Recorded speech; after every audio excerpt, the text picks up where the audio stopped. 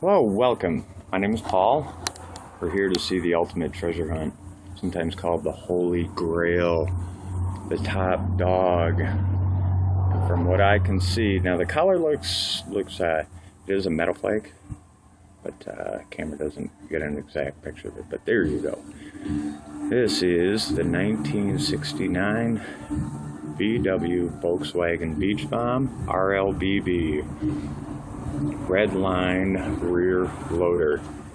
There you go. I'm wearing gloves, so I don't want to affect the paint at all. It's not perfect. I do think this was actually played with at one time.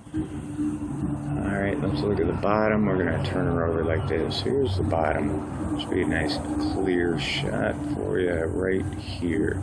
But you're going to see on top it says Hot Wheels, middle of a square right there. That's not a block yet. It'll become a block later. This was a prototype. Hot Wheels, you'll see registered. Notice how the circle intersects the circle of the registered trademark.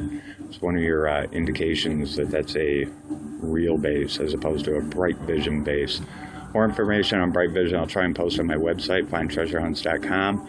Also, you can look under brightvision.com. That'll really clearly show you some things there. But you see the individual suspension right here. Each wheel was independently wired in, which is really cool. Only happened the first few years of red lines, and then it became a straight axle later on. But you see right there, there's a little lip on the edge of these. The Bright Visions, any of the replicas do not have that. So that was another indication that this was the real thing. I'm also looking at that end right there. It's located over up to the M of Beach Bomb. Whereas on the Bright Vision, that N is going to be all the way up to the B of the bomb. And then you'll notice down here it says U.S. and foreign patent pending. Interesting. One of your replicas, they call it a Sal's version. That'll say FDREIGN. And up here under Mattel Inc., it'll say ING. So if it doesn't have this ring, and it says ING, you got one of the Sal's versions of it. It's a replica of the Bright Vision. Not a very good replica. So here's the back of it right here. Rivets look clean. Something else that was really important, I thought, was right here, the bumpers on a Bright Vision. It'll go all the way around. I'll do a little more detailed analysis when on the second video. The first one, I just kind of want to show you some things right here. See the independent suspension right here. Now, if you look at the wheels, they don't look perfect. They look like they were played with, and I would find that consistent with being a prototype, since Mattel had given some of these to employees to take home, roll, play with, and see how they worked. And lo and behold, they found out it didn't work right. Hence the creation of the RLSL side loader. And right here, here's the side right here. Now, something really important right here is this little handle right there and here on the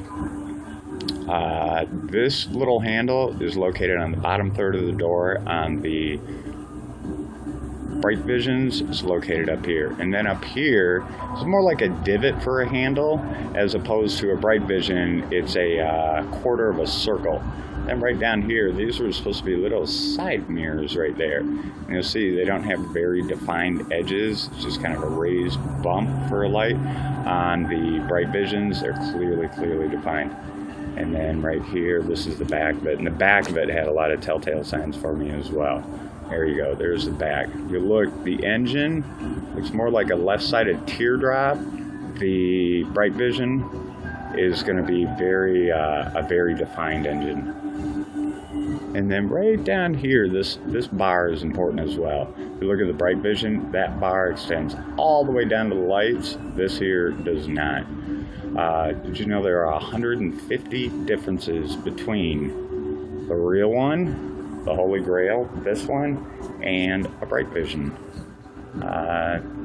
Mike Strauss was there, who owns 9 of these bad boys, 9. And then the top I found revealing too.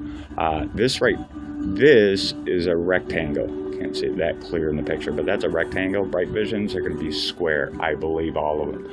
I found one difference in being right here, this line seam, or line that comes all the way across. It's a raised hill on a Bright Vision. And then one really big giveaway. Is it the real thing? I'll tell you right now. Look on the inside, look in through the windows, see between the surfboards there? A Bright Vision is going to have a divider there. This does not have a divider. Also, Bright Visions were only black interiors and white interiors, about 90% white interiors with a lightly tinted blue windshield. This is a little darker tint, which is consistent with the base Hong Kong version right there. See that? That's beautiful. Now we're going to take our bases and compare them right here. Okay, this was a prototype. It was learned that would not go down the track right. It wouldn't take a half turn, it wouldn't take a loop, and so they redesigned it. And they redesigned it to the beach bomb rear loader, which is this right here. You'll see right here, they added, look, side panels right here. What they wanted to do is change the center of gravity or give it a center of gravity.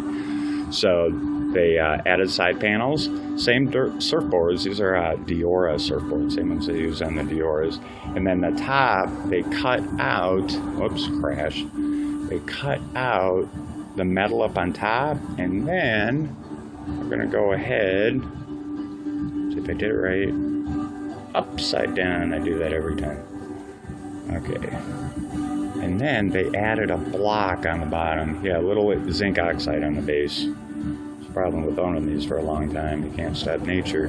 So right here, Hot Wheels, and you'll see, hopefully you can see that clearly, but there are distinct similarities between this, and see right here, right there, see those little divots on the edge to keep the axle in? Bright Visions won't have that.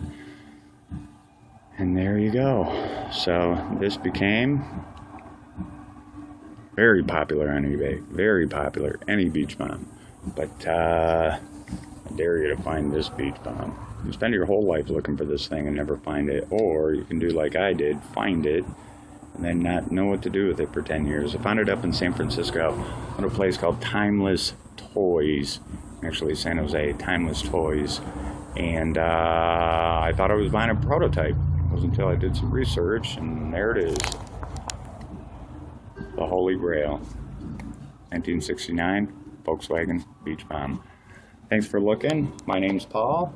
Also, feel free to check on eBay for my book, Treasure Hunter's Guide 2013, the where, when, and how to find treasure hunts. Hey, thanks for looking. Hope you enjoyed.